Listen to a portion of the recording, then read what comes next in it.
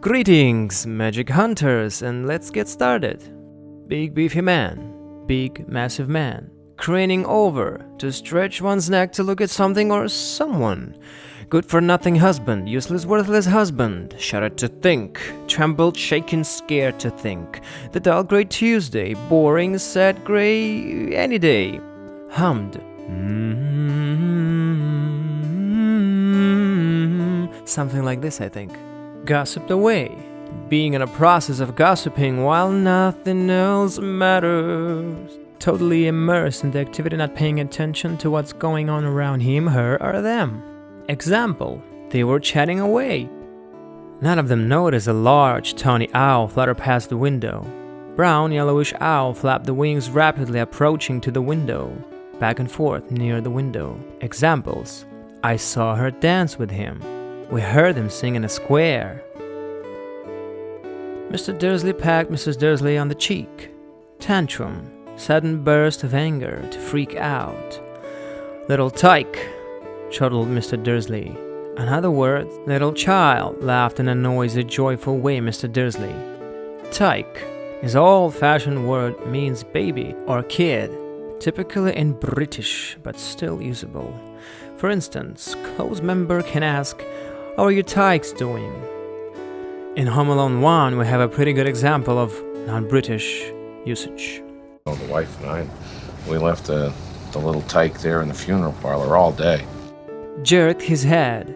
A quick sudden movement. Tabby cat. A grey or brownish cat with dark stripes. He couldn't help noticing that there seemed to be a lot of strangely dressed people about.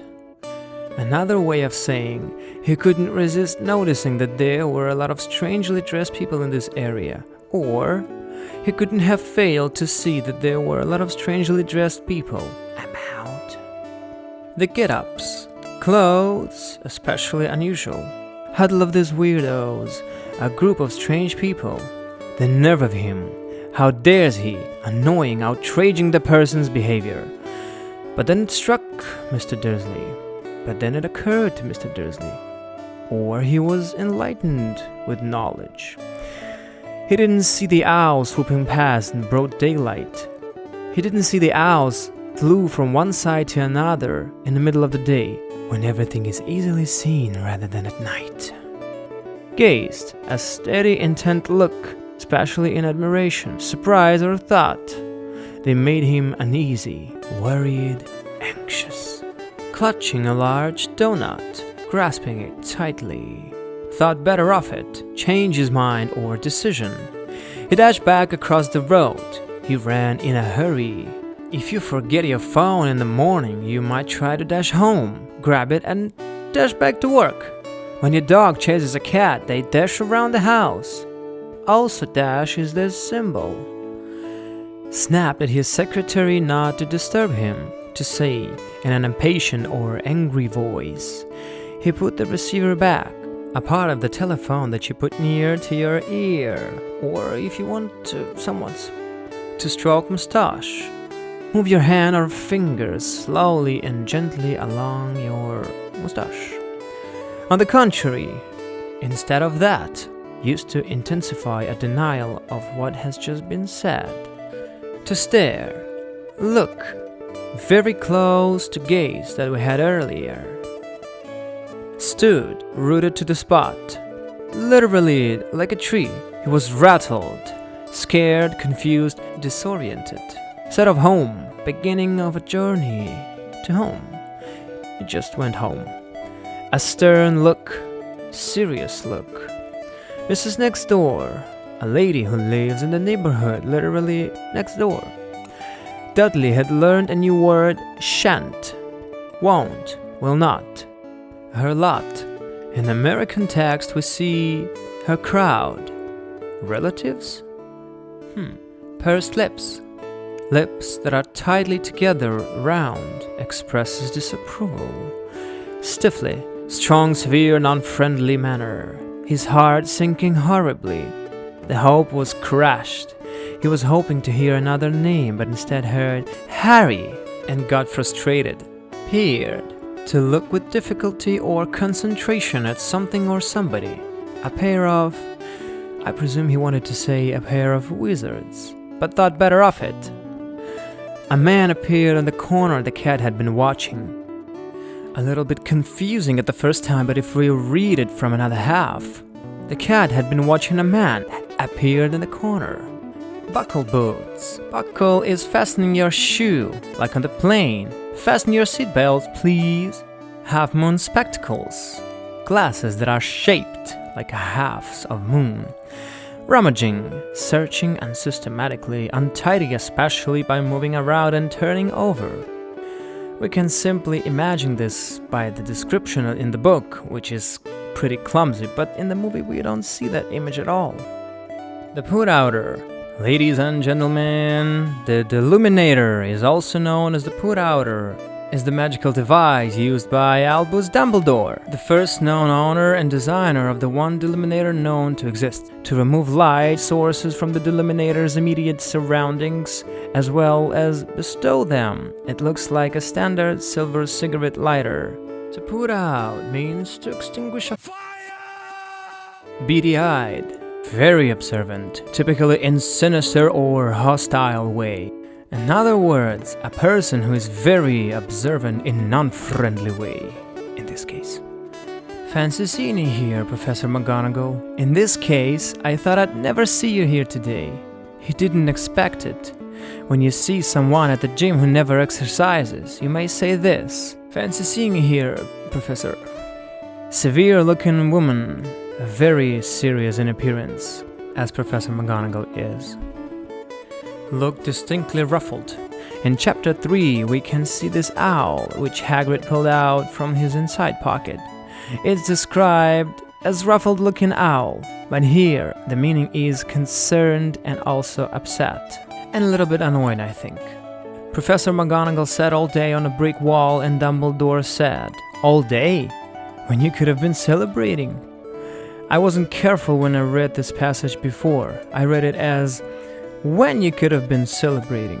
And it's strange by itself, but then it struck me or occurred to me that this is a rhetoric question which I should read as, when you could have been celebrating. By these words, Dumbledore's asking, so you've been sitting here all day when you could have been celebrating with others? How strange. It means that Professor chose sitting here all day instead of celebrating, and Dumbledore was surprised by it. I hope it was helpful. Professor McGonagall sniffed angrily, fast inhaled through the nose. They were bound to notice something. Do you remember one of the phrases that we had earlier? He couldn't help notice that there seemed to be a lot of strangely dressed people about. It's very close to it. Or they couldn't fail to notice something. I know that, said Professor McGonagall irritably. Easily annoyed. People are being downright careless, completely careless, swapping rumors, exchanging rumors. She threw a sharp, sideways glance at Dumbledore here, to look by moving only eyes without moving head. She went on. She continued telling. It certainly seems so. Seems like yes, or in a very simple way, yes. Here's the same situation in Pulp Fiction. You Monday? Certainly appears so. Well, not exactly the same, but I hope you got the point. Have exasperated means have irritably. You flatter me, to cause one feel honored and pleased, usually with lies due to achieve something, but not in this case. I haven't blushed so much since... to become red in face after being honored and pleased like before. Alright, this one is very interesting, for neither as a cat nor as a woman had she fixed Dumbledore with such a piercing stare as she did now. It's an unusual and literary order of words for a sentence. A little bit simpler would be like this. For she had fixed Dumbledore with such a piercing stare as she did now, neither as a cat nor as a woman. She had never fixed Dumbledore with such a piercing stare as she did now. For means because, and very, very simple just to understand. Because never as a cat or as a woman she had fixed him with such an intense look as she did now. Couple of sentences to think about. In no way do I agree with what you're saying. I agree with what you're saying in no way. Or I don't agree. Nowhere could I find the answer to my question. I could find the answer to my question nowhere. I couldn't find the answer to my question anywhere. But keep in mind, people don't talk like that very often, it's just too cool. To gasp, to breathe with difficulty owing to pain or astonishment, to catch one's breath with open mouth. Dumbledore nodded glumly. To nod, lower and raise one's head slightly and briefly, especially in greeting, assent, or understanding, or to give someone a signal. Glumly, sad and happy, faltered Professor McGonagall, spoke with hesitation, not sure, stuttered. Professor McGonagall dabbed at her eyes, touched something lightly and quick, usually repeatedly. Said Dumbledore firmly, said without doubt, definitely. Better off, be in more desirable or advantageous position, said Professor McGonagall grudgingly, unwillingly, reluctantly. Sitting astride, sitting like on a horse. House was almost destroyed, it was flying over Bristol. Author wants us to know that Hagrid is not so much into grammar person. Note there before house and were instead was. But this is Hagrid, we love him. Under a tuft of jet black hair. Under a bunch of very dark pure black hair. Whiskery kiss. The feeling when somebody has Hagrid with lots of hair on his face kisses you. Sobbed. Cried. McGonagall patting Hagrid gingerly on the arm. She touches quickly and very carefully his arm because she wants to support him. Tucked it inside Harry's blankets. Pushed or put the letter inside his blankets. There was a similar phrase about Dumbledore, his hair and beard, which were both long enough to tuck into his belt. Said in a muffled voice, not loud, muted. He could make out a tabby cat slinking at the other end of the street. Make out, he managed to see a tabby cat that far. Also make out is kissing, slinking, move smoothly and quietly with gliding steps in a stealthy or sensuous manner. Good luck, Harry, he murmured. Well, actually, it's good luck, Harry, he murmured, said in a low or indistinct voice. Being prodded and pinched by his cousin Dudley. To prod, to poke, to pinch, to grip tightly and sharply between finger and thumb, usually one's flesh, skin. Alright, this is it. Those words and expression I thought you might search for. Hope it was helpful, or it is helpful, or will be helpful. Please return anytime if you need to refresh something. And please feel free to ask any question, but keep in mind that I'm not an English teacher. I'm a teacher, but in music, and I'm just like you guys. Want to learn and improve my English, and we can do it together if you want. Wish you all the best in learning English and life in general, and to be not perfectly normal, and thank you very much. Swish.